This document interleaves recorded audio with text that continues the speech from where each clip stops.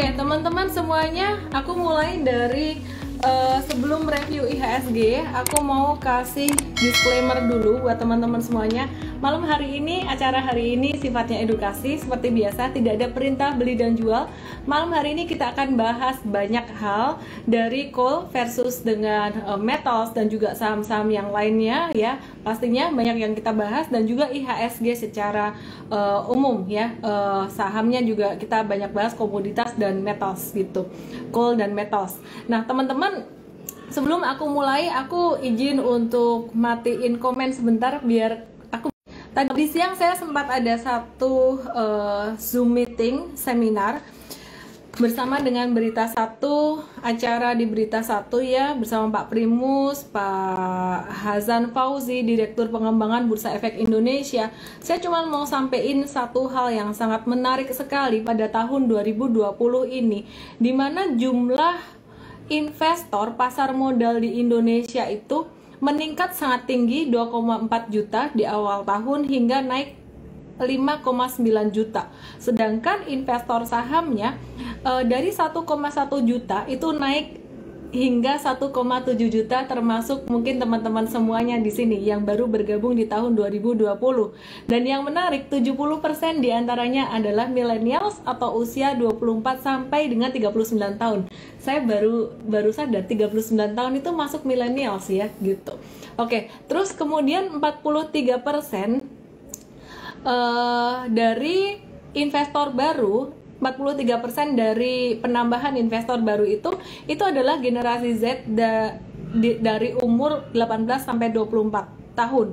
Anyway, ini sebuah pencapaian yang sangat luar biasa sekali. Congrats buat Indonesian Stock Exchange.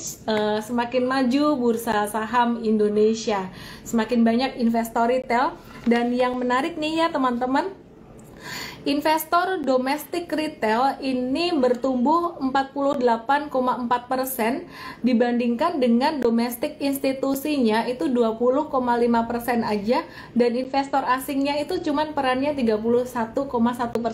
Jadi yang teman-teman biasanya ngomongin tentang wah asing-asing gitu ya, tapi sebenarnya sekarang tuh pengaruhnya retail juga lebih besar gitu. Dan teman-teman mungkin juga sempat dengar tentang kejadian GameStop, saham GameStop di Amerika ya, itu kan terjadi satu short selling untuk saham GameStop, itu turun terus, itu kan perusahaan game gitu ya. Nah terus sama kumpulan komunitas gamer mereka beli rame-rame sehingga sahamnya jadi naik gitu. Kalau nggak salah perkumpulannya namanya apa, aku lupa, Reddit atau apa gitu. Mungkin teman-teman di sini ada yang ngerti bisa komen gitu. Jadi kekuatan retail sangat besar sekali saat ini, baik di Amerika dan juga di Indonesia. Terjadi satu perubahan tren ya, jadi pasar saham semakin diminati oleh generasi muda. Oke teman-teman, aku nggak akan berpanjang lagi untuk prolognya, dimana aku sangat senang sekali ya, congrats buat bursa saham Indonesia. Tapi saya harap juga tidak hanya kuantitas, tapi juga kualitas, dimana teman-teman yang baru bergabung bisa mendapatkan keuntungan yang juga sustainable dalam jangka panjang. Oke, aku akan langsung aja review untuk IHSG sebelum saya invite Pak Isna Putra Iskandar ya, dari Maybank Kim Eng Sekuritas. Ya, Pak Isna Putra Iskandar CFA ya. Nanti saya akan invite beliau. Banyak yang bilang IHSG head and shoulders nih. Enggak, belum. IHSG itu belum bentuk head and shoulders. IHSG itu akan bentuk head and shoulders kalau dia balik lagi ke angka 5850-nya. Ya, jadi sekarang belum membentuk head and shoulders. Geraknya IHSG ini mau kemana? Dia 50-50 antara naik ke 6240 sampai dengan terkoreksi area support yang terdekat itu 5950, baru di bawahnya 5850. Jadi dia masih bergerak dalam ruang yang sempit antara 5950 sampai 6250. Kesimpulannya, kalau masih sideways gini konsolidasi, teman-teman kalau trading dikurangin aja ya. Kita M-Trade juga mengurangin tradingnya dan lebih banyak untuk buy and hold untuk jangka menengah ke depan gitu. Nah, hari ini M-Trade kita tertarik untuk masuk ke perusahaan batu bara, Adaro dan juga PTBA yang udah sangat-sangat terdiskon sekali ya. Dan kemudian tadi juga ada saham BRIS. Sebenarnya kalau saham BRIS ini kita ngelihatnya karena dia merger ya, merger dengan jadi ada tiga bank ini, BRI Mandiri dan BNI Syariah ini di merger, itu akan jadi satu kekuatan yang lebih bagus untuk kedepannya. Nah, bicara tentang right issue ya, nanti kita lihat sikon aja dulu gitu. Kalau harga sahamnya memang udah naik signifikan, kita bisa keluar dulu gitu. Anyway, ini bukan untuk investasi yang sampai long term banget untuk BRIS ini. Tadi banyak banget yang nanyain karena Oke, nah kemarin saya juga ada nonton untuk Mandiri Investment Forum 3 Februari 2021, itu judulnya sangat menarik sekali, Reform After the Storm ya.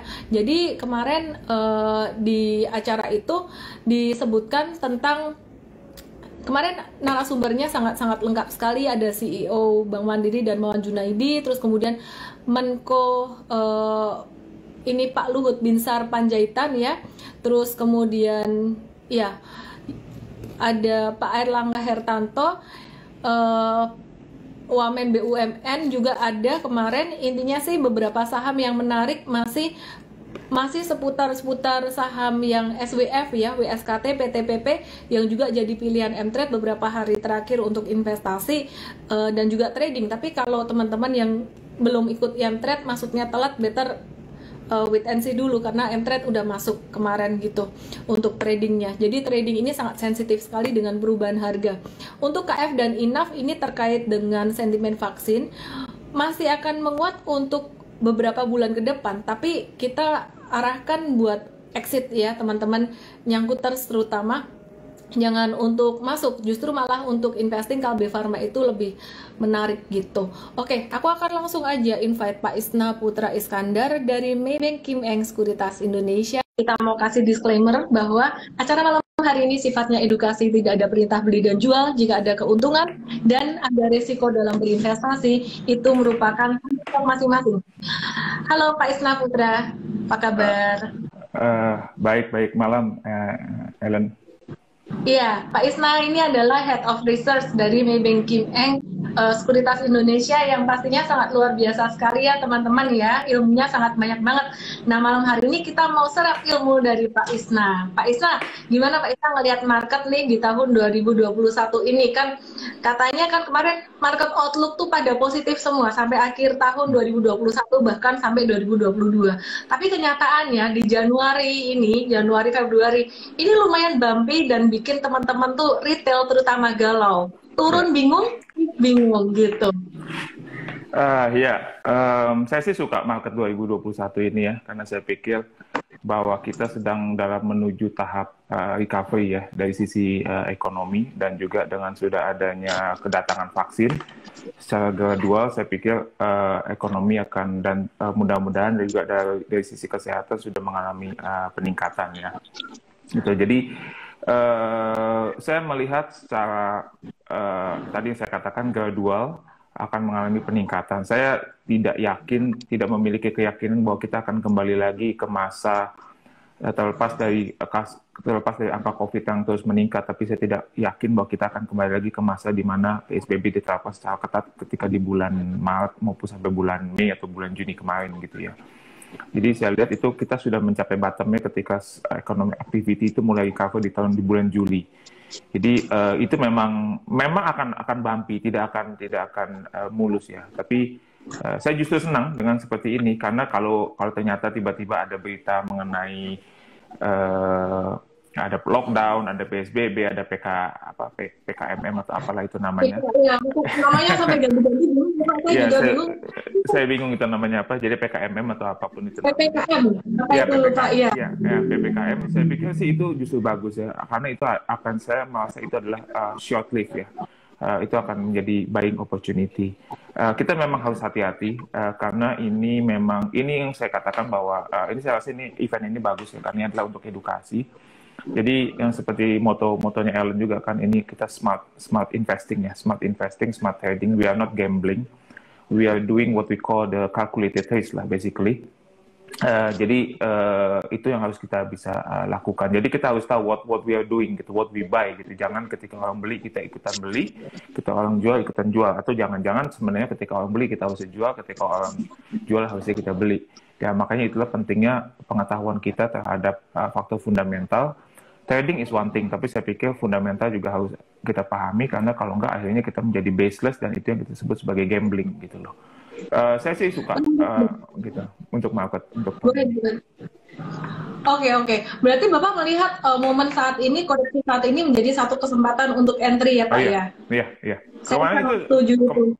Kemarin saya suka sekali ketika indeks di bawah 6.000 ya. Justru itu saatnya untuk buy, karena saya pikir begini, logikanya adalah market kalau kita kembali ke di bawah 6.000, katakanlah kita kembali ke 5.800, apa yang bisa membuat market itu turun ke bawah? Harus ada faktor negatif dong. Ya kan? Kalau faktor negatifnya nggak ada, tapi market itu turun, justru harusnya kita beli. Gitu loh. Justru jangan kita ikut-ikutan jual, gitu. Harusnya kita beli gitu loh. Oke, menarik banget nih ya teman-teman. Jadi teman-teman kita mesti belajar berpikir seperti Big Fund. Nah, salah satunya di sini ada Head of Research, nggak main-main nih ya, headnya langsung dari Maybank Kim Eng Sekuritas. Jadi teman-teman kalau kemarin panik, jatuh ya SG-nya, kita kalau trading ada sempat beberapa kali cut loss, ya kita mulai mikir lagi untuk jangka menengah atau jangka panjang berinvestasi. Pertanyaannya nih Pak, kalau marketnya lagi koreksi seperti saat ini, sebenarnya sekarang lagi posisi nanggung ya, istilah kata tuh lagi masa konsolidasi gitu, 50-50 naik turun dalam jangka pendek.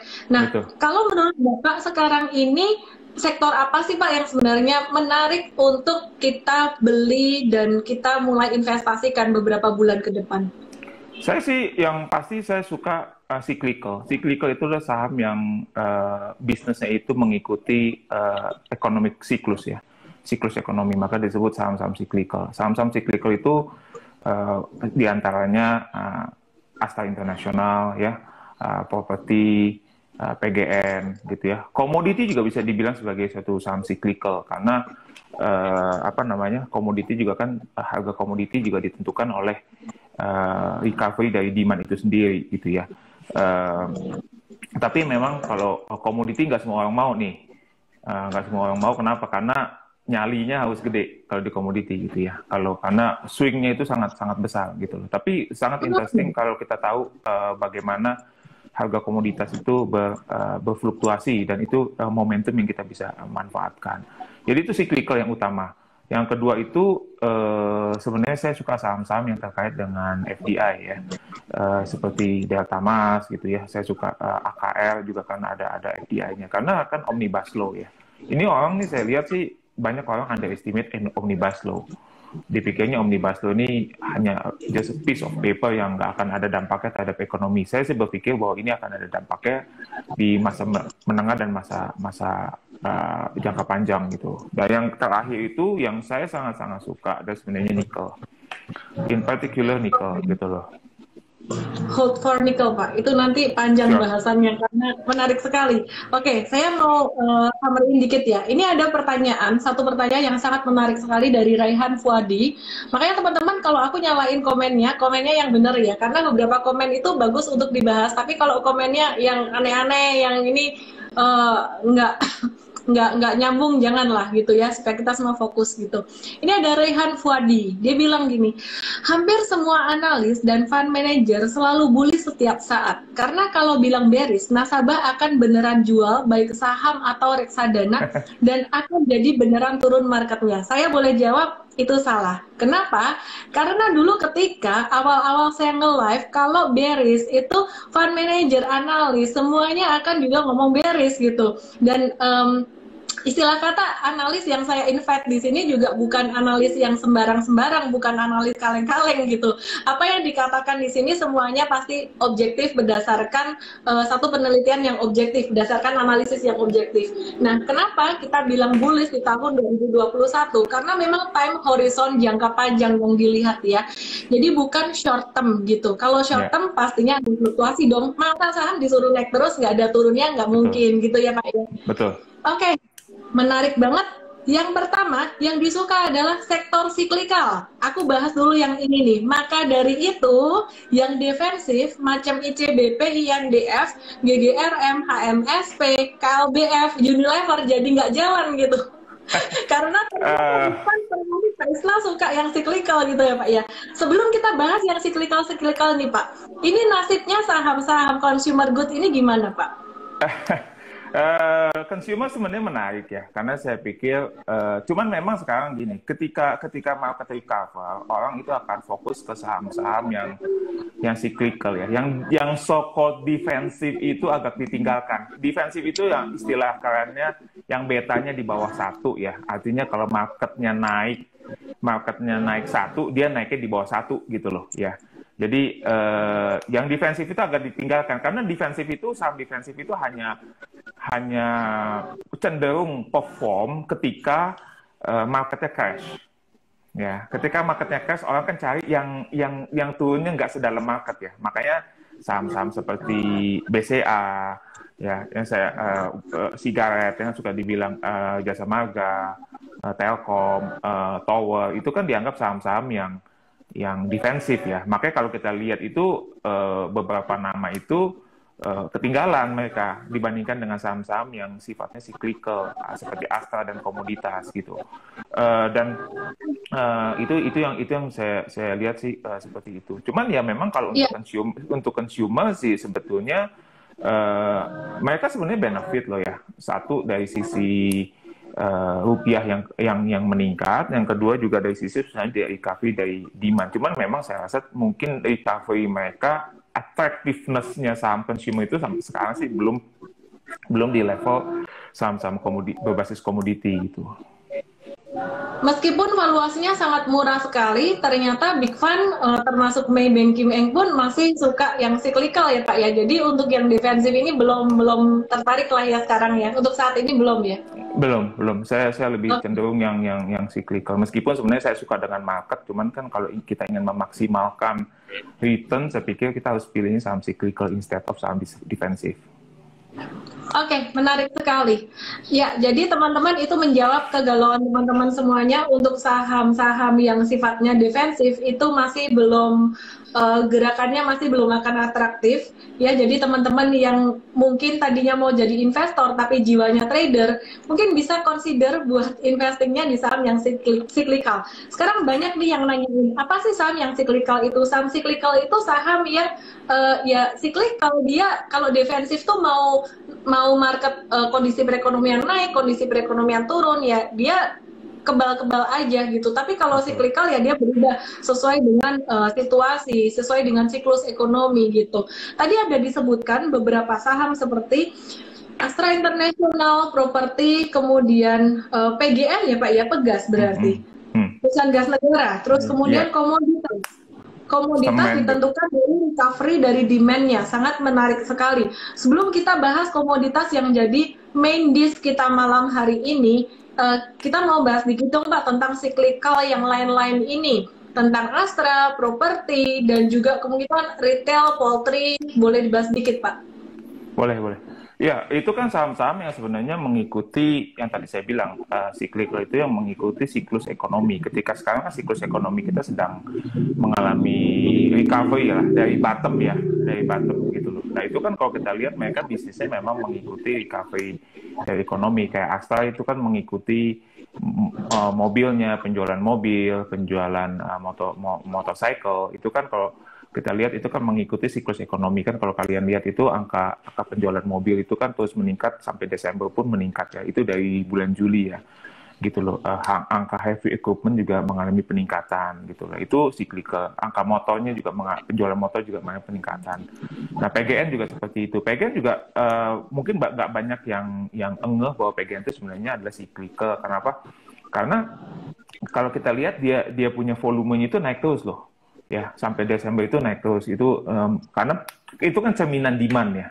Dan klien PGN itu kan banyak di small medium enterprises. Jadi itu cerminan demand. Jadi itu sebenarnya volume PGN itu cerminan more or less cerminan saham cyclical. Kita juga bisa bilang saham semen itu juga adalah saham-saham yang cyclical.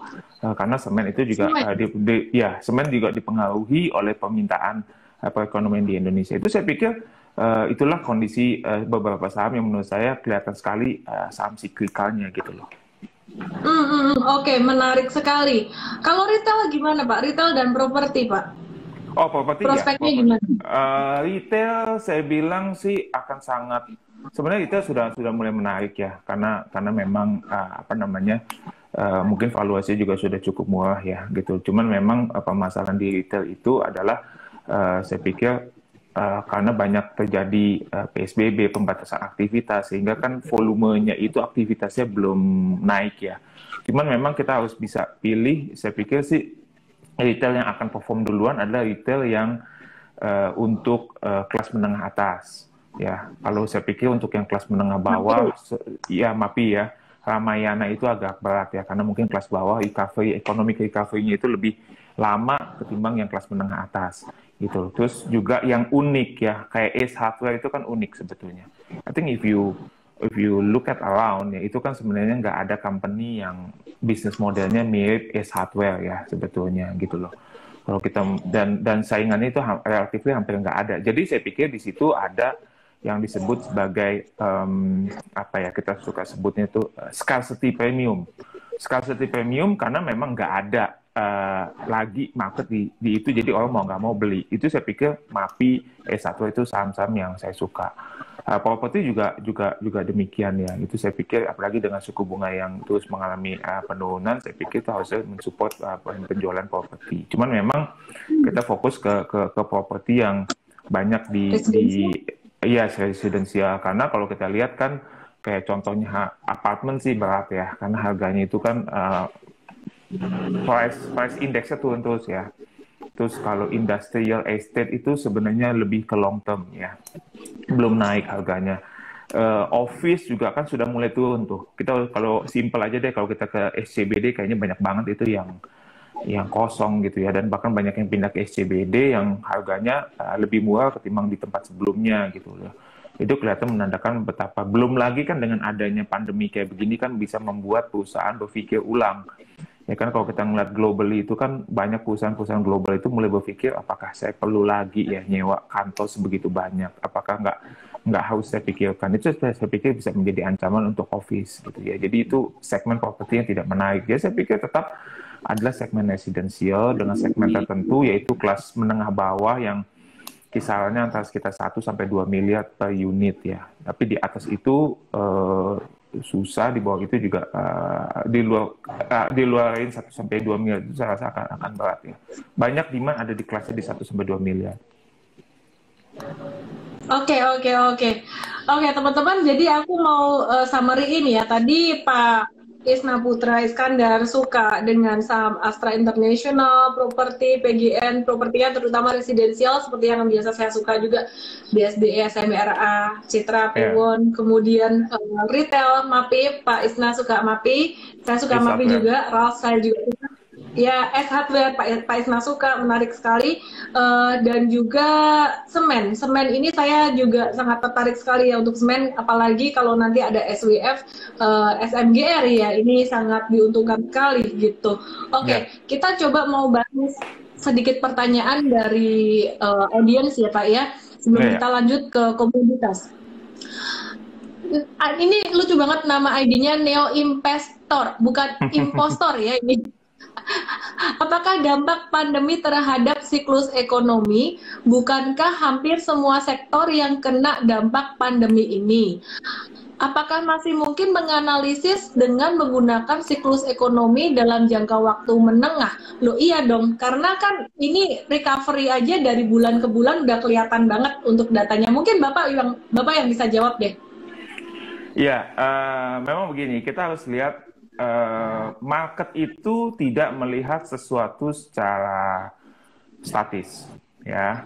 Jadi market itu tidak melihat misalnya gini, oh kok ekonomi kita masih minus ya, tapi kenapa indeksnya naik ya?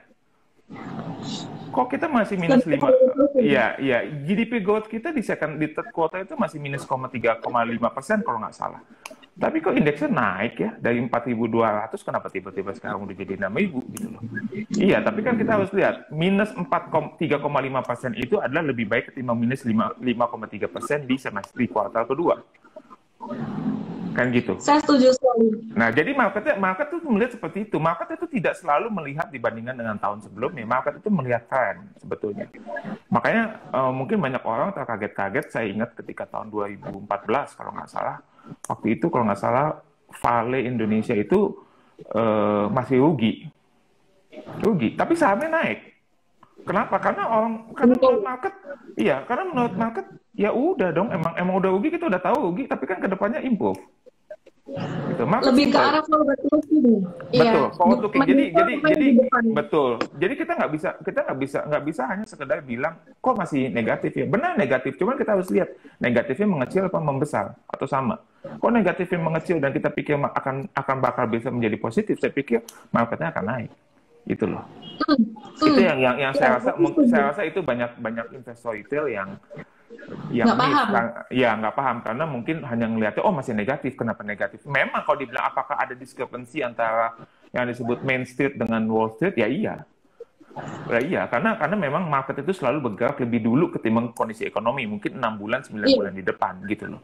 Nah itu yang kalau kita ngeliat ekonomi ya susah gitu loh. Kita nggak bisa. Benar banget ya. Jadi banyak sekali orang yang dulu saya juga gitu Pak, sukanya ngelihat berdasarkan satu perusahaan itu berdasarkan earnings-nya di masa lalu. Padahal sebenarnya yang paling penting adalah projection ke depannya.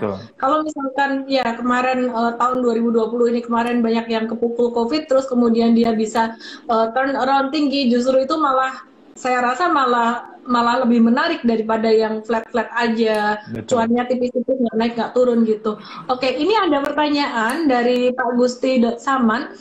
Besok itu jadwal rilis GDP. Bagaimana prediksi GDP kita year on year dan QOQ? Kebetulan tadi saya ada sedikit dapat data, nanti saya dikoreksi ya Pak kalau misalkan salah ya. Iya, jadi saya ada dapat data, ada narrowing contraction. Estimasi GDP di kuartal 4 2020 ini, mungkin kalau dari Maybank yang ada perbedaan, mungkin bisa dikoreksi saya. Ini sekitar 2,7% year on year, minus 2,7%, jadi masih minus. Kalau dibilang masih resesi ya masih. Tapi kan angkanya kan udah mendingan, udah mulai baik gitu.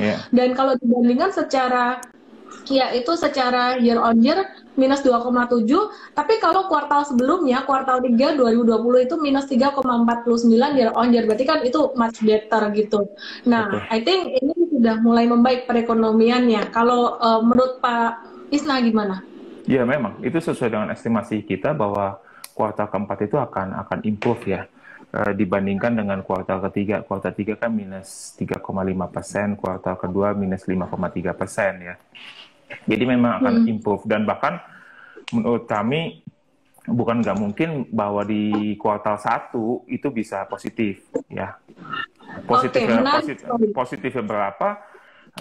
There's another issue lah saya pikir. Tapi as long as trendnya itu adalah membaik, saya pikir itu akan support market gitu ya. Oke. Sebelum kita lanjut ngobrolin hal lain yang aku udah tulis poin-poinnya menarik banget bareng Pak Isna, main disk kita sebentar lagi, coal versus nickel gitu ya. Ini aku mau mention dulu ya buat teman-teman semuanya.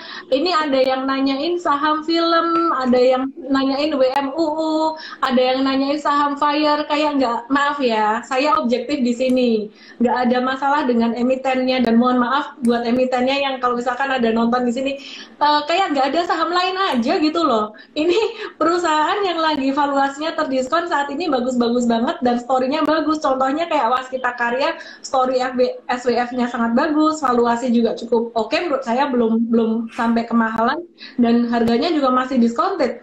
Adaro juga menarik, PTBA juga menarik. Ngapain sih? Maksudnya kalau sampai WMUU kayak gitu-gitu. Ini kan perusahaan baru listed juga gitu ya. Jadi ya anyway, aku nggak mau komen tentang saham-saham yang itu sih. Oke, Pak, kita masuk ke menu utama kita, Pak. Bicara tentang coal dan juga bicara tentang nikel, green energy, electric vehicle yang dalam jangka panjang akan menggantikan sumber energi dari batu bara itu sendiri. Ya, jadi dalam jangka panjang nikel pastinya sangat prospektif sekali gitu. Nah, tapi kalau dalam jangka pendeknya sendiri ini gimana Pak gitu? Kalau bicara tentang batu bara, saya melihat saham-saham batu bara seperti Adaro itu udah very discounted banget gitu ya. Mungkin secara teknikal, kalau secara valuasi nanti Pak Isna lebih tahu pastinya gitu. Dan kita udah sangat tertarik sekali. Tapi harga batu bara juga sempat agak-agak turun lagi in the short term gitu. Ini menurut Pak Isna gimana? Gini, sekarang saya bahas mengenai tadi kamu kan bicara tentang green energy ya. Dan memang saya pikir itu adalah tantangan utama untuk coal. Tantangan utama untuk coal itu adalah ketika kesadaran energi itu, green energy, clean energy itu meningkat di seluruh dunia, itu that becomes the biggest headache untuk coal sector ya. Karena coal mau nggak mau, suka nggak suka, memang memberikan kontribusi yang besar terhadap polusi di dunia gitu loh ya.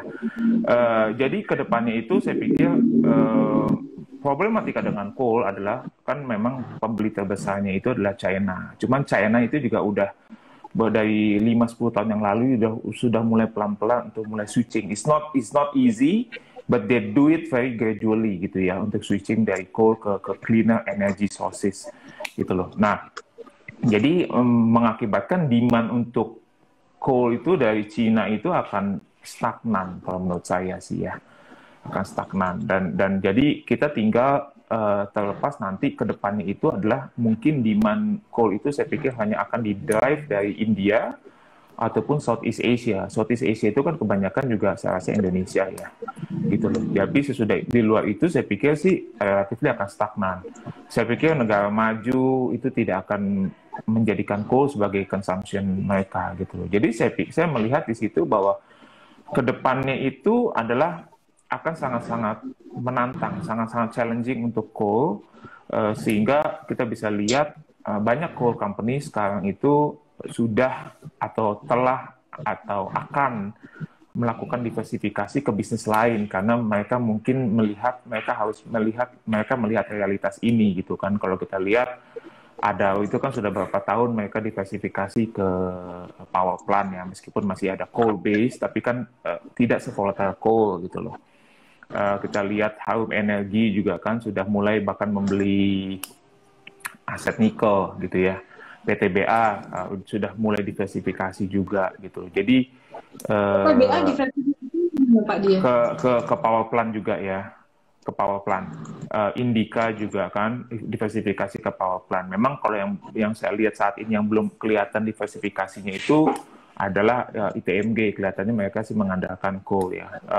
Untuk UT kan mereka juga sudah switching, bukan switching lah, diversifikasi ke gold lah atau ke metals yang lain juga, atau ke coking coal gitu. Ada juga kan ke coking coal. Jadi semua itu mencoba untuk, saya rasa mau nggak mau, suka nggak suka, implisit atau eksplisit sebenarnya mereka mengatakan the outlook for the thermal coal in the long term is not good. That's the message kalau yang saya baca ya. Gitu loh. Jadi saya pikir sih untuk long termnya itu sebenarnya tidak terlalu bagus untuk coal. Tapi long term tuh berapa lama Pak? Saya pikir 5 tahun ke atas berat. Kita belum lagi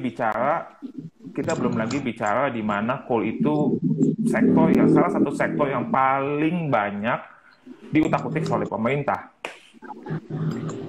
Pajaknya lah mau dinaikin, royaltinya lah mau dinaikin gitu kan. Belum lagi mereka harus ikut coal downstream yang secara ekonomis dan secara teknologi menurut saya dipertanyakan ya, it's a big question mark gitu kan. Itu kan makin membuat perusahaan batubara itu seperti diberikan beban yang mereka sebenarnya udah berat dengan outlook ya, terus ditambah pajak, ditambah harus buat downstream. Saya pikir itu akan sangat berat dan saya pikir sulit untuk mengatakan bahwa batubara itu menjadi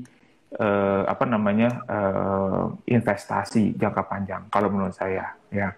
Okay. Tapi apakah kita nggak bisa trading saham batubara? Tetap aja masih bisa sih gitu ya. Kalau kita trading, jadi saya sih lebih condong bahwa batubara itu adalah saham yang trading. Jadi kita ngeliat momentum ketika harga batubara naik, ketika winter itu adalah lebih jelek daripada yang diperkirakan, ketika ada mismatch ya supply-nya nggak naik, demand-nya naik, itu saya pikir adalah di mana momen-momen di mana batu bara itu bisa kita jadikan trading yang menarik gitu loh. Oke, komennya aku matiin ya. Dari tadi WMUU mulu, Doge mulu, film mulu, apaan sih ini? Sementara aku matiin dulu. Sampai nanti ada pertanyaan yang bagus baru aku nyalain lagi. Oke, jadi tadi menurut Pak Isna untuk batu bara sendiri dalam long term 5 tahun ke atas, ini karena ada banyak negara yang mengkampanyekan green energy juga, nikel akan lebih prospektif gitu ya daripada batu bara, kecuali perusahaan-perusahaan batu bara yang sudah melakukan diversifikasi, contohnya Adaro, ke power plant, demikian juga PTBA dan juga Indika, kemudian Harum dia juga udah masuk ke nikel juga, tapi bisa trading. Nah, teman-teman mesti harus digarisbawahi time frame-nya. Kalau Pak Isna ini kan big fan ya, bicara tentang jangka panjang tuh benar-benar panjang, 5 tahun. Kalau bicara trading, saya percaya tradingnya Pak Isna ini bukan trading harian. Rentang waktu yang Pak Isna anggap untuk trading ini kira-kira berapa lama, Pak? Saya pikir momentum, benar-benar momentum ya. Kita harus benar-benar Berapa bulan ya? Iya, bulan lah saya pikir ya, momentum. Karena kita harus melihat apa namanya ketika harga batu bara naik gitu ya, itu saya pikir adalah momen di mana itu yang paling mudah itu sebenarnya mudahnya komoditi stok itu adalah karena yang driver utamanya adalah commodity price. Gitu kan. Kalau commodity price itu iya harga batu bara dalam hal ini kan ya kita lihat aja kan itu ada indikatornya apa naik apa turun. Saya rasa di situ ya yang menjadi patokan kita untuk trading.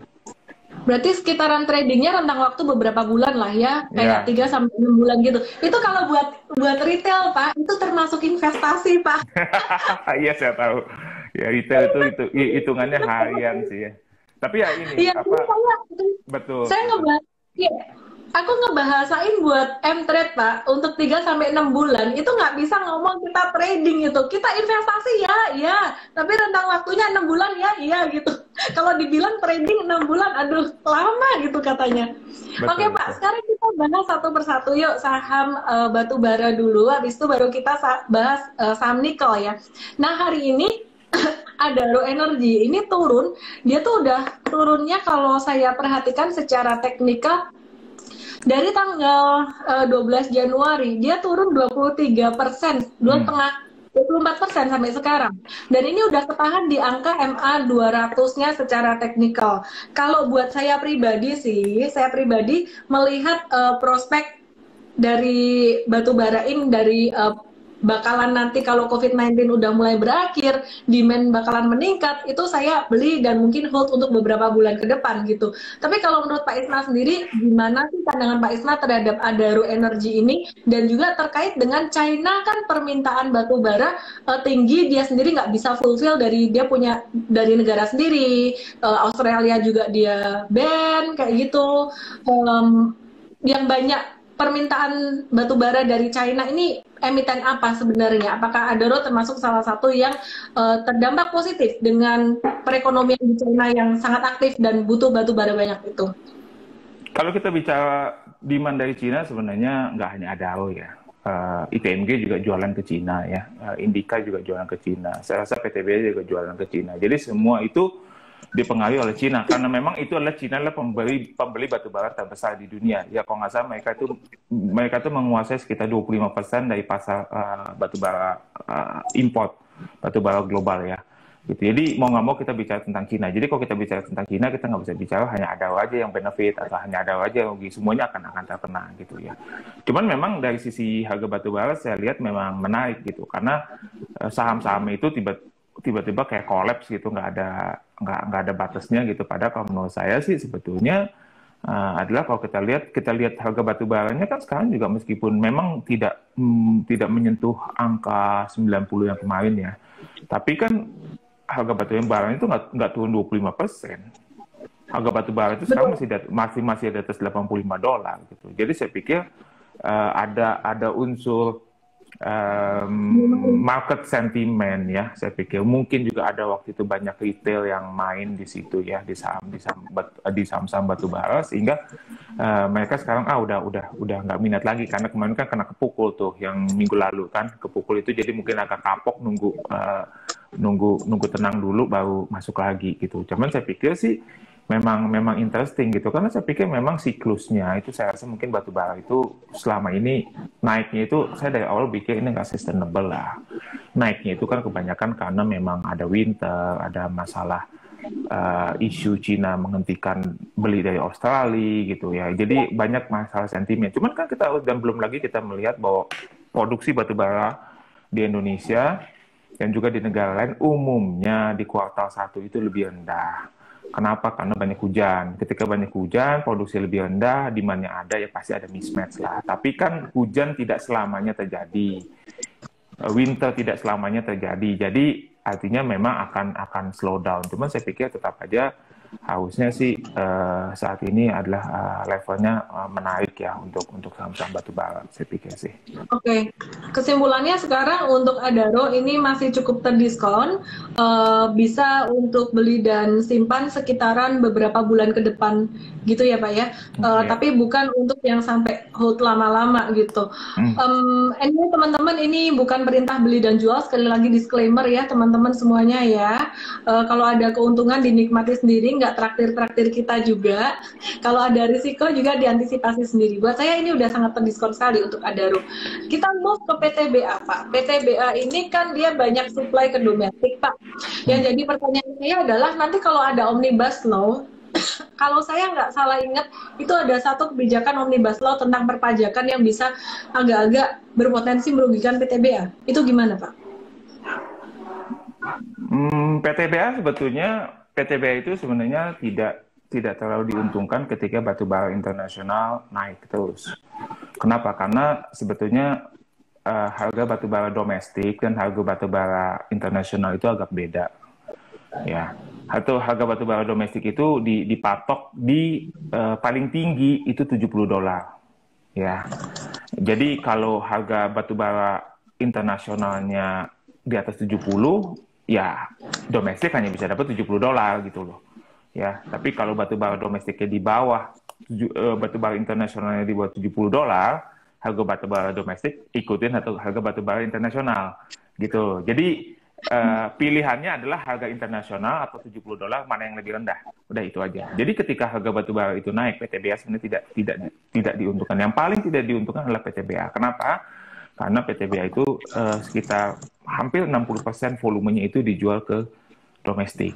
Ya, sebenarnya yang paling diuntungkan dengan kondisi ketika batu bara meningkat itu adalah ITMG.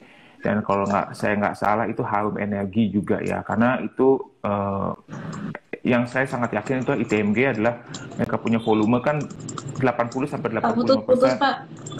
Halo? Cek. Sorry, aduh koneksi. Koneksi. Jelas? Sebentar Pak. Cek. Coba Pak. Coba ngomong lagi Pak. Ya, jelas nggak? Ya sekarang suara jelas, tapi gambar agak putus-putus. Nggak apa-apa Pak, lanjut aja. Iya. Jadi kalau kalau yang paling banyak volume ekspor itu adalah ITMG ya, 80-85%. Sesudah itu Adaro kan sekitar 78% gitu loh. Urutannya seperti itu. Nah PTB itu sebenarnya akan outstanding ketika batu baranya itu turun gitu loh sebetulnya. Oke. Menarik banget ya, dari beberapa saham ini Adaro, PTBA, ITMG. Oh ya, kita kelupaan United Tractors. Tractors ini kan dia ada jual alat berat juga nih Pak. Gimana prospeknya United Tractors ini Pak? United Tractors sebenarnya saya pikir secara risiko itu lebih rendah daripada batu bara yang lain. Sebenarnya United Tractors agak beda ya, karena UT itu sebenarnya mereka itu kan yang utamanya kontraktor ya. Kontraktor itu kan mereka duitnya itu, income-nya itu, revenue-nya itu berdasarkan fee ya. Itu tidak berdasarkan harga batu bara. Memang UT juga punya bisnis batu bara gitu loh. Kalau nggak salah sekitar 20% dari labanya mereka adalah jualan batu bara langsung gitu loh. Cuman memang tidak sebesar yang perusahaan seperti Adaro, PTBA gitu loh. Jadi saya pikir sih kalau saya sih melihat kalau memang kita benar-benar kebelet nih, kebelet pengen banget gitu loh, pengen punya batu bara di portofolio kita dan kita we want to keep it for long time, saya pikir UT is a better proxy lah sebetulnya gitu ya, karena mereka kan bisnisnya berdasarkan volume, earnings-nya itu relatif lebih stabil ya. UT juga sekarang kan udah mulai diversifikasi ke gold. Saya pikir sih dan juga udah ada sebentar lagi kan power plant-nya UT juga akan selesai ya. Jadi saya pikir itu it's very good company sih, it's very relevant company gitu. Jadi saya pikir sih UT lebih menarik untuk jangka panjang. Jangka panjang ya. Oke. Kalau aku Pak dari keempat saham ini kok saat ini ngelihat timingnya juga ada RO cukup menarik ya Pak ya. Betul ya. Harganya sama turun terus soalnya. Saya pikir kayaknya nggak ada isu fundamental sih sebetulnya. Iya benar sekali. Saya juga setuju itu. Jadi turunnya kayak bukan karena satu hal yang fundamental gitu. Kalau bicara tentang Indi dan Doit gimana Pak? Kalau Indi dan Doit ini sepertinya lebih cocok buat trading ya. Karena aku melihatnya dia kalau naik tuh naiknya cepat gitu. Dan Doit ini kontraktor juga ya gitu.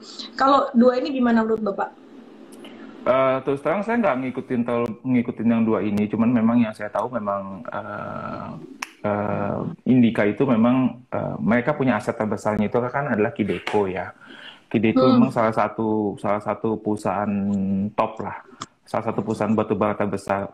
Saya rasa volumenya, saya pikir volume produksinya mereka di atas 30 juta ton ya, gitu. Mungkin 30 juta ton udah lebih tinggi daripada ITMG sebetulnya gitu loh. Jadi dan mereka juga sebenarnya saya lihat-lihat setelah akuisisi setelah Indika mengambil alih Kideko itu sebenarnya kalau kita ngeliat Indika itu more or less mirip Adaro loh sebetulnya. Jadi mereka ada kontraktornya, mereka ada miningnya dan mereka juga ada power plant-nya. Adaro juga seperti itu kan. Oke. Cuman memang saya pikir apakah market kurang memahami Indika atau enggak, karena itu sebenarnya Kideko itu ya sama seperti Adaro, is a very well-run company. Saya suka Indika nih Pak, suka sih. Saat ini yang very discounted banget kok, saya ngeliat Adaro gitu. Oke. Satu lagi Pak, Doit Pak. Sebelum kita jawab pertanyaan teman-teman. Doit Doit itu saya terus terang nggak ngikutin banyak ya tentang Doit. Tapi Doit memang kontraktor terbesar kedua di Indonesia untuk batu bara ya gitu loh. Nah saya lihat setelah Pama Persada yang anak United Tractors ya, jadi kan UT punya anak namanya Pama Persada yang terbesar untuk kontraktor batu bara itu. Yang kedua adalah Doit kan punya Buma itu ya kontraktor terbesar keduanya. Nah memang saya harus verify lagi terakhir kali itu. Doit itu memang seingat saya mereka punya pricing itu ada semacam link dengan coal price lah. Jadi kalau coal price-nya naik di atas level tertentu mereka punya fee-nya juga naik gitu ya. But saya harus verify lagi gitu. Cuman mungkin UT itu jadi lebih favorit ya karena UT itu kan it's like apa ya? A complete shop gitu ya. Kamu punya kontraktor, kamu punya heavy equipment, kamu punya tambang batu bara, kamu juga punya tambang emas gitu, dan juga equipment kamu kan juga jualannya nggak hanya ke sektor pertambangan, tapi juga ke sektor yang konstruksi. Jadi UT itu semacam I would say it's like a complete shop, a more complete shop than Doit yang hanya fokus di kontraktor gitu loh. Gitu. Jadi seperti itu sih. Gitu. Dan belum lagi jadi orang UT itu jadi suka dilihat juga sebagai semacam proxy untuk economic recovery juga. Oke, teman-teman, aku mau jelasin dulu ya ke teman-teman semuanya ya. Kita sekarang ini saya lagi belajar dengan Pak Isma Putra Iskandar CFA, ilmunya nggak main-main gitu ya. Jadi teman-teman tolong dipahami bahwa apa yang kita omongin saat ini time frame-nya bukan time frame 1-2 hari. Kalau kita ngomongin tentang fundamental bagus, untuk saham-saham batu bara itu setidaknya beberapa bulan ke depan ya, beberapa bulan tuh 3-6 bulan lah gitu ya bisa hold-nya. Kalau kita bicara tentang jangka panjangnya lebih dari 1 tahun, bahkan jangka panjangnya Pak Isma itu sampai 5 tahun. Aku mau mengomentari beberapa pertanyaan dan aku lebih tepatnya saya mau meluruskan ya. Saya mau meluruskan ini. FAJ 1082 despite di pom-pom Adaro tetap turun. Asing net sell 1,2 juta lot today. kita nggak ngepom-pom. Teman-teman mesti cerdas. Bedain yang pom-pom dengan yang review. Pom-pom itu bilang, oh beli saham film, beli saham ini, beli saham itu. Tanpa ada dasar fundamental. Udah, itu aja. Nah, kita lagi nge-review fundamental, kita lagi nge-review teknikal. Anda suka, mau beli boleh. Anda nggak suka, nggak usah beli, nggak apa-apa. Gitu.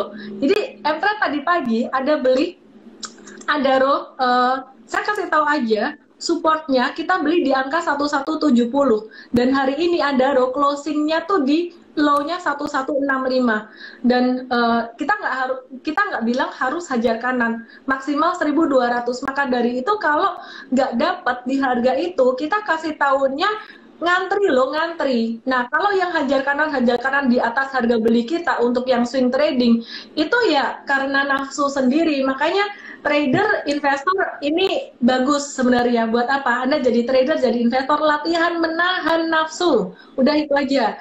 Siapa yang suruh hajar kanan di atas 1200? Ya kan kita nggak ngomong dia bakal langsung naik meroket hari ini. Jadi be wise teman-teman ya, kita nggak lagi ngepom-pom saham, kita nge-review secara fundamental. Dan ada kita juga bukan beli hanya untuk swing trading aja, Mtrade juga ada masuk untuk investing dengan pertimbangan fundamental gitu. Oke, Pak, sekarang kita mau ke metals, tapi sebelum ke metals boleh ya Pak saya selipin sedikit aja, karena hari ini banyak banget yang nanyain tentang BRIS. Nah, BRIS ini kan dikit ya Pak, selingin ini, BRIS ini mau right issue, ini Pak, jadi banyak yang nanyain gitu, banyak yang nanyain, ini kalau nanti right issue gimana ya, jadi terdilusi gitu. Padahal di satu sisi yang lain, ketika dia merger, 3 perusahaan syariah di merger, itu jadi semakin kuat pastinya, secara fundamental jadi semakin solid. Namun di sisi lain, kalau right issue ya jadi terdilusi. Ini gimana Pak prospek BRIS? Dengan valuasinya udah agak mahal saat ini. Iya, kalau saya lihat sih BRIS valuasi udah mahal ya, gitu loh. Dan saya sih melihat memang mungkin terlalu banyak spekulasi kayaknya sih kalau saya lihat kemarin BRIS gitu, karena memang mungkin ya memang kita penduduk dengan negara dengan penduduk Muslim terbanyak di dunia. Cuman kan kalau kita lihat apakah bisnis syariah itu benar-benar berkembang di Indonesia, I'm not really sure lah to be honest gitu ya. Dan saya lihat juga peluang bisnisnya oke, benar. Mungkin peluang bisnisnya memang digabungkan supaya menjadi kuat, karena memang sebetulnya di Indonesia itu kalau kita bicara syariah orang suka refernya ke bank muamalat gitu ya. Cuman other than that agak susah juga ya, karena kalau kita bicara mengenai masalah haji, nggak juga ya, dana haji juga nggak sepenuhnya ditaruh di bank-bank syariah juga, udah mulai diinvestasikan ke instrumen lain gitu. Tapi saya pikir sih mungkin memang kemarin naiknya juga terlalu kencang ya, saya pikir gitu ya. Jadi mungkin nggak justified juga sih kalau menurut saya sih gitu loh. I'm not really sure sih. Oke. Kemarin saya ada nonton Mandiri Investment Forum, di situ ada Wamen BUMN. Ini mungkin ngelengkapin sedikit aja ya teman-teman ya. Mungkin nanti Pak Isna bisa nambahin pendapatnya lagi. Wamen BUMN buka Kartika Wirjo Atmojo ini ada ngebahas tentang BRIS, di mana pemerintah akan membuka, Kementerian BUMN akan membuka peluang bagi investor asing untuk investor baru memiliki saham di BRIS melalui Indonesia Investment Authority ya. Jadi ini salah satu sentimen positifnya, tapi sekali lagi teman-teman, disclaimer, tadi Mtrade juga ada kasih tahu, kalau mau buy and hold BRIS like a few months, ini sekarang memang secara teknikal pas lagi murah-murahnya, tapi secara fundamental memang valuasinya agak tinggi. Maka dari itu tadi kita tulis resikonya lumayan tinggi. Oke, kita back to laptop.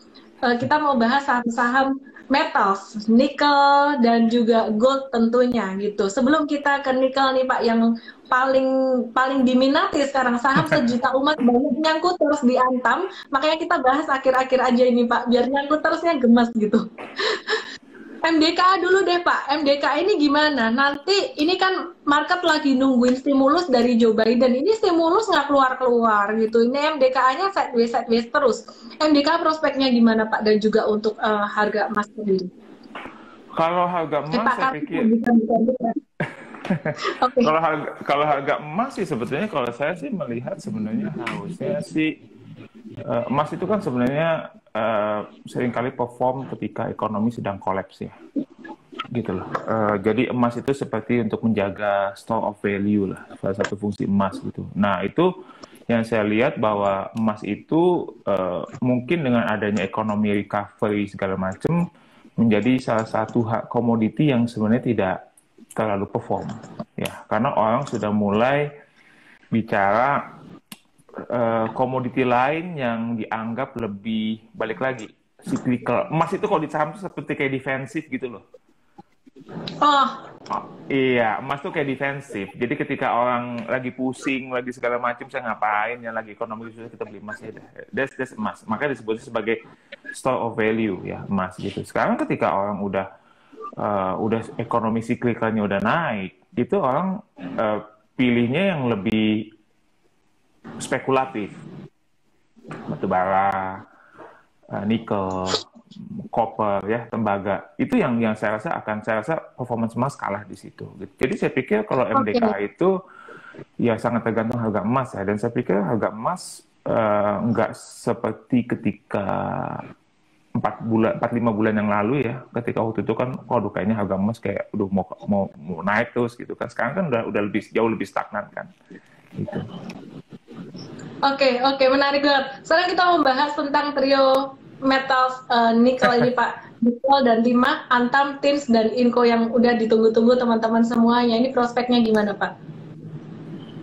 Nikel itu memang menjadi primadona. Karena kita bicara mengenai tiba-tiba mendadak semua orang pengen nikel nih. Karena kita bicara ada perubahan yang lumayan struktural di nikel ketika demand dari electric vehicle itu diperkirakan akan melonjak dalam 5 tahun ke depan. Sekarang itu demand nikel yang dipakai untuk electric vehicle itu tidak sampai 5% dari total nikel demand. Ya, nggak nyampe. Nah, itu diestimasikan dalam 5 tahun itu bisa 15%, sampai 20%. Nah, jadi itu akan menimbulkan drive yang luar biasa terhadap demand nikel itu sendiri, gitu ya. Nah, belum lagi ditunjang dengan policy dari Indonesia yang tidak lagi menjual biji nikel sejak akhir 2019.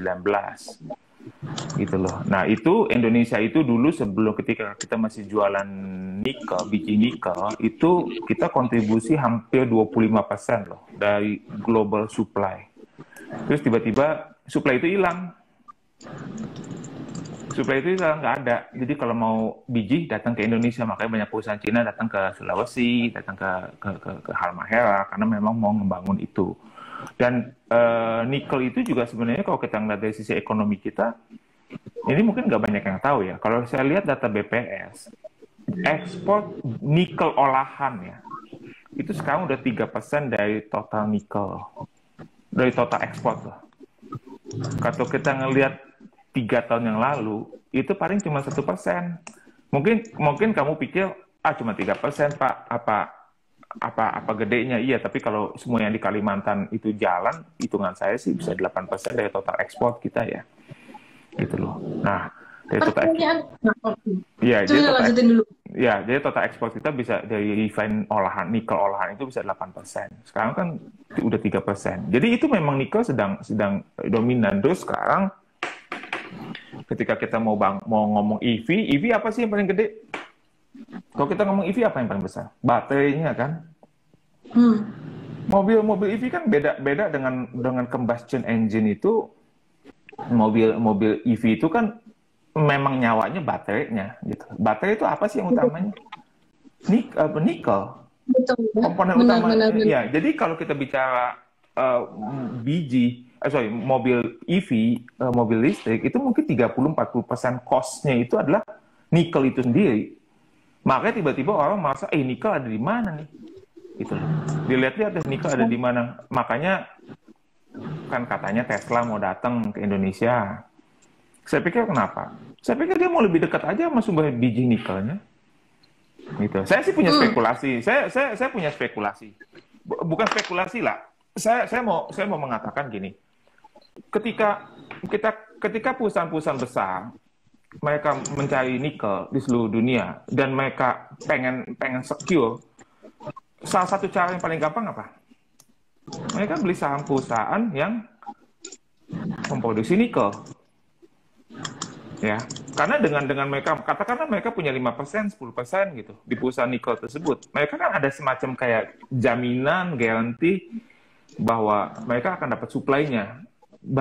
Nikelnya akan dikirim ke mereka. Saya nggak bilang loh bahwa Tesla akan beli sahamnya Antam.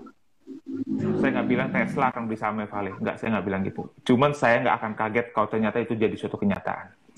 Karena kalau kamu lihat tahun 2000, sorry ya, agak mundur sedikit jauh. Mungkin kamu waktu itu masih kuliah tahun 2006. Kalau kamu 2006 aku udah lulus kuliah, aku baru nikah Pak waktu itu. Kalau kamu lihat tahun 2006 ya, waktu itu kan itu ada Tata Power dari India. Saking desperate pengen punya coal, mereka sampai punya 30% saham KPC dan Altmin kan, yang saat itu adalah anak perusahaan Bumi Resources. Jadi itu mungkin. Jadi saya nggak akan kaget kalau ternyata tiba-tiba saya nggak mau bilang akan kejadiannya, tapi saya nggak akan kaget ternyata tiba-tiba Tesla punya sahamnya Antam, tiba-tiba mungkin Tesla punya sahamnya Vale, I don't know. Saya nggak spekulasi, tapi saya nggak akan kaget kalau itu kejadian. Karena memang mereka perlu mengamankan suplai mereka. Gitu loh. Mereka kan kompetisi gitu loh. Sekarang. Oke. Saya ini bentar ya Pak ya, saya baca komen netizen dulu. Wahai netizen, komenlah yang benar. HK Antam, Alaska.xx. Wahai netizen, kita lagi ngomongin tentang fundamental. Kita belum ngomongin tentang timing, valuasi aja kita belum ngomongin. Ini kita ngomongin tentang prospek dari Antam, prospek Inco, prospek nikel dalam setidaknya 5 tahun ke depan. Ini kan baru story-nya di awal ya. Jadi tadi kita bilang bahwa batu bara 5 tahun ke depan tuh mungkin akan terdisrupsi oleh nikel. Nah, tapi gimana dalam jangka pendeknya ini sendiri? Kalau kita lihat sekarang Pak, valuasi dari Antam ini sendiri udah sangat-sangat tinggi sekali valuasinya. Harga saham kemarin sempat diskon sampai ke level sorry ya, untuk Antam aku cek harga sahamnya tuh ke diskon sampai level 2070, langsung dihajar beli sampai naik 17% dalam waktu sehari. Hal ini menunjukkan bahwa big fund maupun retail itu sangat haus sekali dengan saham ini gitu. Sebenarnya gimana sih Pak kalau secara valuasinya ini masih menarik enggak? Atau nggak apa-apa nih valuasi agak mahal karena sekarang udah perhatian orang bukan tertuju pada Antam semuanya gitu. Semua pada tertarik dengan nickel story, harga sekarang udah cukup murah meskipun valuasi agak mahal. Itu menurut Bapak gimana sih? Gini, saya ngeliatnya gini. Kita kan bicara EV nih. Kita bicara mengenai electric vehicle. Kalau kita bicara electric vehicle, kita mau ikutan dong. Kita mau ikutan untung dari cerita electric vehicle. Kalau kita melihat untung electric vehicle, sekarang siapa sih perusahaan di Indonesia yang punya exposure ke electric vehicle? Nggak banyak loh. Apakah Astra jualan mobil EV? Enggak. Hyundai memang jualan, tapi kan baru belakangan, dan Hyundai di Indonesia kan nggak listrik. Jadi siapa? Oke, kalau kita nggak bisa ikutan story company yang jualan EV, kita cari company yang jualan bahan baku untuk buat EV, kan gitu. Nah, tadi saya udah bilang kan, siapa yang buat EV sih? Bahan baku terbesar EV apa sih? Nikel. Jadi kita ikutan nikel nih. Nah, sekarang kalau kita lihat di market, nikel itu adanya siapa coba? Vale satu, karena memang 100% mereka punya bisnisnya itu adalah nikel. Inco ya teman-teman. Iya, Inco ya. Kalau mau lebih mudah diingat, Inco. Terus yang kedua, Antam. Antam itu sebenarnya dari sisi bisnis itu sebenarnya Inco itu lebih nikel ketimbang Antam sebenarnya ya. Inco itu 100% adalah nikel. Kalau Antam itu saya duga sih kayaknya VO nikelnya mereka tuh mungkin 50% dari bisnisnya Antam ya. Jadi tidak memang yang pasti nggak 100% lah. Sorry, saya nggak terlalu ingat angkanya. Tapi yang pasti nggak 100% ya. Terus sudah itu siapa? Nggak ada lagi. Ketika nggak ada lagi, tapi kan kita bilang ini story-nya ada, makanya saham Harum Energy naik. Kenapa saham Harum Energy naik? Karena dia punya nikel. Dia punya saham berapa persen ya? 5% kalau nggak salah di Nickel Mines yang listed di Australia, dan Nickel Mines itu punya project di Morowali. Terus belum lagi terakhir dia beli aset nikel kan $80 juta. Jadi orang udah sekarang haus nikel nih, nggak ada lagi nih. Sekarang market tuh nggak ada. Ada Vale, Antam, sama Harum Energy. Nah itu karena nikel nggak mungkin ketika Vale-nya naik, Antamnya nggak naik. Karena sama-sama benefit dari nickel price. Kalau Antamnya nggak naik, sementara Vale-nya naik, atau Antamnya stagnan, Vale-nya naik, kita harus cerdas. Kita harus mulai switching ke Antam, saya pikir. Ya dong, nggak mungkin dong, orang bisnisnya sama. Pak, saya penasaran. Sebenarnya saya penasaran, Pak. Saya sih setuju banget ya, Pak ya. Kalau Inco itu lebih nikel daripada Antam. Tapi kenapa sih Pak kok story yang saya, correct me if I wrong ya, saya dengar saya baca-baca riset, saya dengar dari beberapa pihak gitu, kayaknya Big Fund lebih suka Antam atau sebenarnya sama-sama suka gitu. Harga sahamnya juga dia naik lebih cepat banget kemarin. Saya nggak tahu kalau Big Fund, cuman saya lihat kayaknya retail lebih suka Antam. Kenapa retail lebih suka Antam? Ceritanya lebih banyak. Kenapa? Kalau Vale itu kan perusahaan global ya. Memang dia tuh saya nggak bilang Antam jelek lah. Antam also well-run company lah. Cuman Vale itu kan ceritanya nickel price, ekspansi Bahodopi, proyek Bahodopi mereka. Itu cerita-cerita itu loh. Ya. Udah gitu, karena memang statusnya mereka itu adalah multinasional di Indonesia yang kebetulan pemerintah punya 20% sahamnya di situ. Cuman Antam sedikit beda. Antam itu karena pemerintah bilang, saya mau bikin Indonesia Battery Holding nih, mau bawa Antam, ada story, tiba-tiba retail senang, dibeli. Okay. Terus tiba-tiba pemerintah bilang, oke, kita akan kasih intensif baterai, beli. Jadi Antam itu saya lihat banyak cerita. Antam tuh banyak cerita. Ini yang sebenarnya retail suka. Retail tuh kan suka cerita begini, yang agak-agak heboh, rame gitu. Retail suka. Iya gitu kan. That's the power of retail. Saya nggak bilang jelek, saya hanya mengatakan itulah kondisinya. Jadi saya lihat kalau dari sisi bisnis itu sebenarnya Vale lebih menarik untuk nikelnya. Ya. Oke. Ya, itu kita teman-teman sekali lagi ya, teman-teman ya. Aku bisa tak blok yang bilang pom tuh tak blok loh, karena kita ini sangat menghargai sekali yang namanya analisis fundamental teknikal ya. Kesel aku lama-lama. Ini lagi sumbu pendek nih, padahal lagi nggak PMS gitu. Oke, sekali lagi teman-teman, kita bicara tentang Antam, Inco, Nickel ini bicara tentang prospek untuk jangka menengah, jangka panjang, dan ini saya belajar banyak banget dari Pak Isma gitu ya. Jadi bukan berarti kalau kita bicara seperti ini terus besok Antam dan Inco itu auto reject atas, kita bukan bandar goreng-goreng saham yang kita ngomong gini besok kita beli hajar gitu, enggak. Saya beli Antam udah kemarin waktu dia jatuh itu juga M-Trade kita kasih tahu maksimal harga 2140 dan seterusnya. Nanti kalau dia turun lagi kita mau lagi kayak gitu.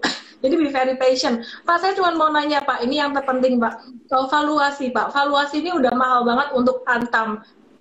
Saya sendiri ada beli untuk Antam ini, untuk saya mau hold ngetes lah sekitaran beberapa bulan ke depan, kalau nggak sampai beberapa tahun ke depan gitu, karena jujur saya belum pernah berinvestasi sampai tahunan untuk perusahaan komoditas. Mungkin kali ini cerita electric vehicle agak-agak berbeda. Nah, valuasi Antam ini gimana Pak? Antam, Inco, dan mungkin nanti juga Tins yang tadi dibilang teman-teman anak tiri. Nanti. Kalau kita lihat valuasi, sebetulnya Antam itu secara price to book, setahu saya sih lebih mahal daripada Vale, daripada Inco ya, gitu loh. Kalau Inco, kalau kita bicara melihat valuasi, memang sekarang sudah mendekati 2 standar deviasi di atas min, ya, untuk BBV. Tapi kamu jangan lupa, valuasinya Vale itu kan sekarang berapa sih? Sekarang harga Vale berapa? 6.000, Inco 6.000 ya. 6.000, jadi mungkin sekitar 2,2 kali PBV ya. Memang hampir 2 kali standar deviasi di atas min. Tapi kalau kamu lihat tahun 2007, waktu itu Inco itu pernah ditradingin di 5-6 kali PBV loh. Oh, tahun berapa itu? 2007. Memang kondisinya beda. Nickel price-nya juga waktu itu saya ingat saya di atas 40.000 ya. Sekarang kan waktu itu komoditas semuanya lagi booming ya Pak ya? Betul. Itu Tapi adalah kan tahun untuk ke saham dan diuntungkan oleh Antam, Inco, PTBA, dan sejenisnya semuanya. Betul. Tapi harus diingat sekarang banyak yang bilang kita memang belum super cycle tapi di nikel, tapi kita mulai melihat adanya supply and demand yang menaik di nikel gitu loh.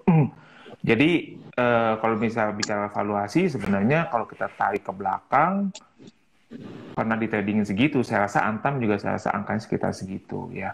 Jadi saya pikir itulah bisa menjadi patokan orang apakah akan saham ini akan masih bisa naik lagi atau enggak gitu. Kalau menurut Pak Isna, secara projection 2021, mungkin saya nggak tahu Pak Isna udah hitung belum ya projection 2022 untuk PBV dari Antam, Inco, dan Tins ini secara projection berapa Pak?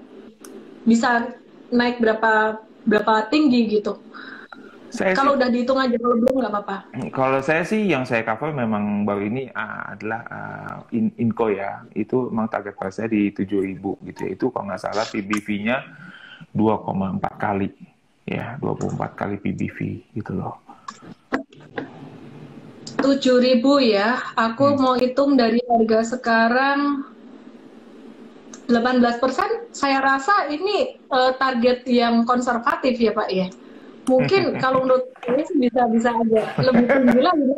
Kita disclaimer deh, kita jangan kasih ini retail terlalu agresif di sini. Ntar kita dibilang pom-pom lagi kayak yang lain itu ya. Kita atur ekspektasi. Oke. Terakhir Tins Pak, tadi belum dibahas sampai dibilang ini apa anak tiri Tins gitu. Mohon maaf Pak, ini agak overtime dikit ya. Enggak apa-apa. Saya suka kok. Timah itu memang timah menurut saya paling susah diprediksi karena memang sulit untuk memprediksi harga timah. Saya pernah cover timah. Sulitnya harga timah diprediksi itu karena sebenarnya kita sulit memprediksi supply timah dari Indonesia. Kita timah Indonesia itu adalah eksporter terbesar timah ya. Cuman problematika yang selalu saya rasa sangat sulit untuk dihentikan itu adalah smuggling di timah, penyelundupan ya. Udah banyak aturan yang dibuat, tapi kelihatannya kok hanya bertahan setahun, 2 tahun, habis itu hilang lagi setahun, 2 tahun. Jadi agak susah diprediksi sih, itu biasa buat saya gitu. Jadi harga timahnya juga agak susah diprediksi dan kelihatannya timah itu fundamentalnya maka lebih sulit diprediksi sih, to be honest, Ellen. I cannot give more comment ya untuk timah. Dan kelihatannya kayaknya harga sahamnya juga nggak terlalu ngikutin harga timahnya juga gitu ya. Seringkali harga timahnya udah naik, saham timahnya gitu-gitu aja gitu ya. Atau timahnya turun, harga sahamnya malah naik gitu ya, atau stagnan. Jadi nggak seperti Antam atau Inco yang memang mengikuti harga nikel gitu loh. Jadi saya rasa kalau jadi lebih I would say lebih spekulatif kali ya kalau timah dibandingkan yang dua yang lainnya. Oke, menurut saya sih timah juga posisi nanggung sih ya. Antam itu banyak naik tinggi, menurut saya juga salah satunya karena faktor retail dan tadi ada banyak story itu. Saya setuju kalau Inco ini lebih steady Teens agak-agak nanggung. Nah, ini ada satu pertanyaan lagi sebenarnya, kalau saham yang ini aku kurang suka karena likuiditasnya ya gitu-gitu aja, tapi karena banyak yang nanya, Pak, mungkin bisa di-mention dikit, Pak, DKFT. Oh, DKFT, ya. DKFT itu, seingat saya mereka tuh jualan, mereka punya smelter deh. Saya nggak tahu kak, saya nggak inget ya. Itu mereka punya kapasitas berapa. Tapi mereka baru udah selesai smelter kalau nggak salah sekitar tahun lalu atau 2 tahun yang lalu.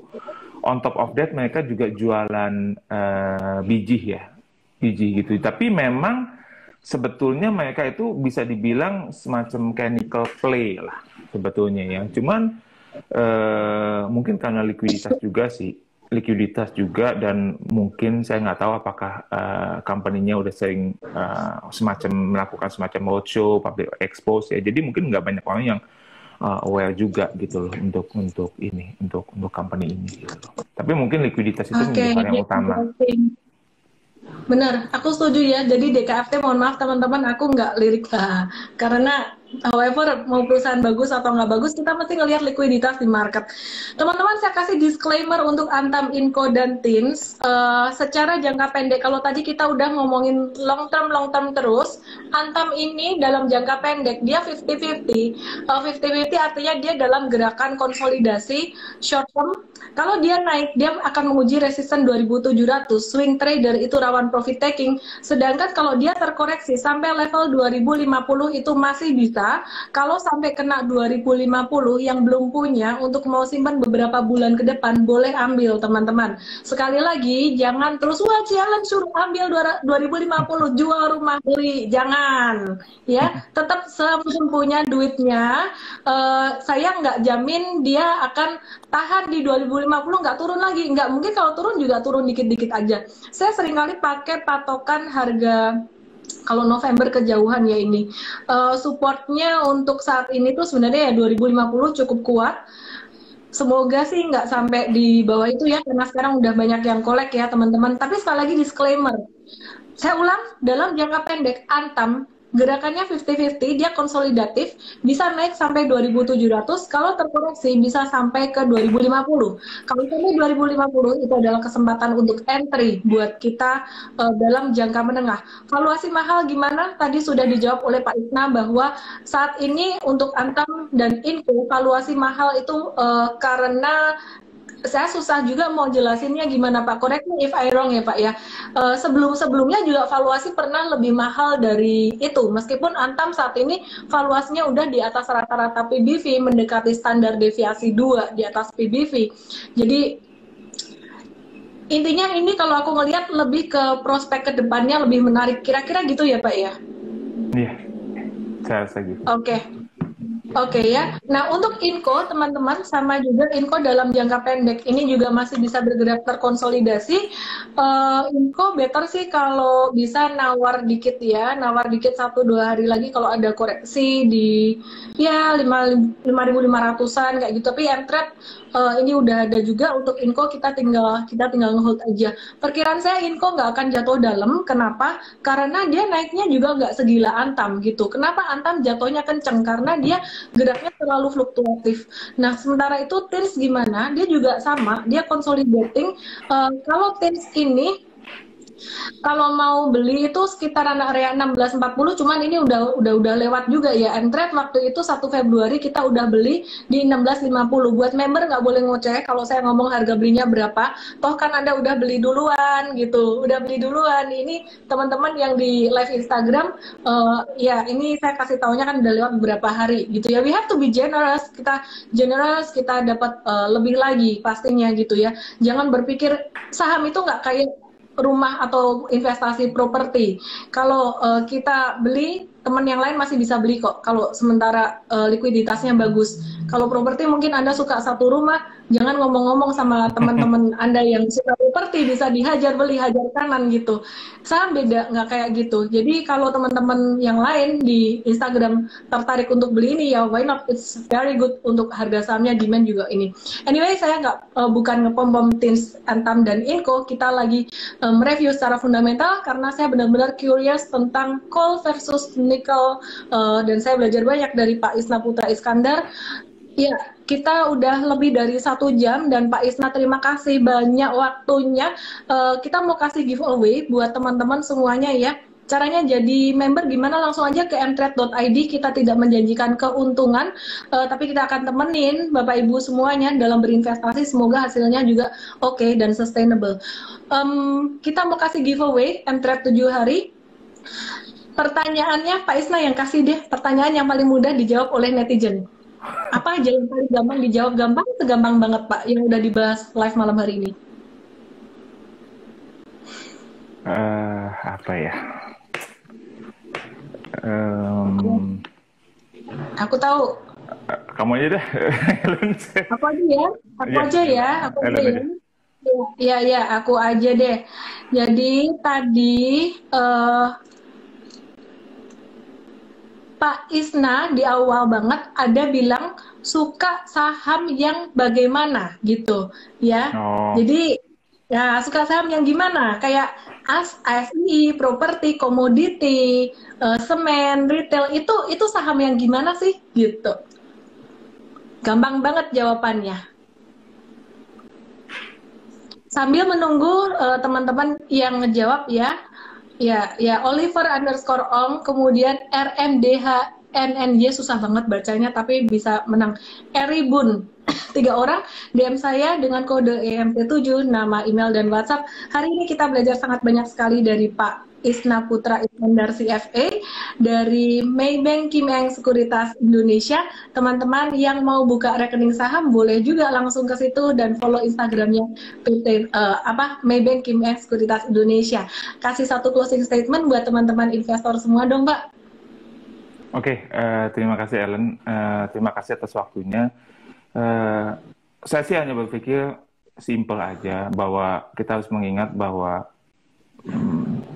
saham itu adalah investasi, ya. Saya tidak pernah anti yang namanya trading, tapi kita ketika melakukan trading kita harus memiliki suatu basis kenapa kita melakukan trading. Kita harus memiliki dasar kenapa kita membeli suatu saham, apapun alasan itu, apakah teknikal, apakah fundamental, kita harus memiliki alasan itu. Jadi kita jangan beli ketika orang beli, jual ketika orang jual.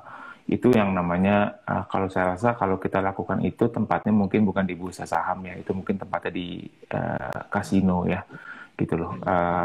Dan saya pikir kita harus menjadi investor, dalam hal ini individu yang smart. Ya.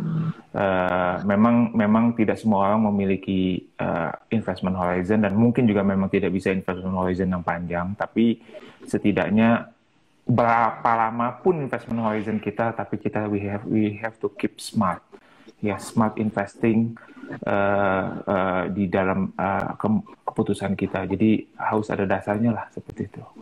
Jadi saya rasa acara seperti ini, acara edukasi ini sangat penting ya. Jadi jangan ketika orang beli Antam ikut beli Antam, terus kita turun bingung gitu kan. Mungkin jangannya sekarang, mungkin saya nggak tahu, mungkin jangannya sekarang saatnya beli. Kalau kita smart kan harusnya kita beli. Ya, malah justru ketika orang jual kita beli, kita mendapatkan keuntungan maksimal. Atau ketika orang lagi beli kita jual, juga mendapatkan keuntungan yang maksimal. Jadi you have to be smart lah. Sering-sering aja saya rasa acara seperti ini sangat bagus. We are very lucky to have you here, Pak Isna. Dan tadi ada netizen yang sampai kasih sebutan, dikasih julukan Bapak Komoditas Indonesia. Saya undang Pak Isna ini udah lama loh, udah beberapa bulan karena beliau sangat sibuk dan saya paham sekali dengan kesibukan dari Head of Research ya pastinya. Terima kasih banyak Pak Isna dan juga Maybank Kim Eng Sekuritas Indonesia. Saya Ellen May. Terima kasih. Salam profit.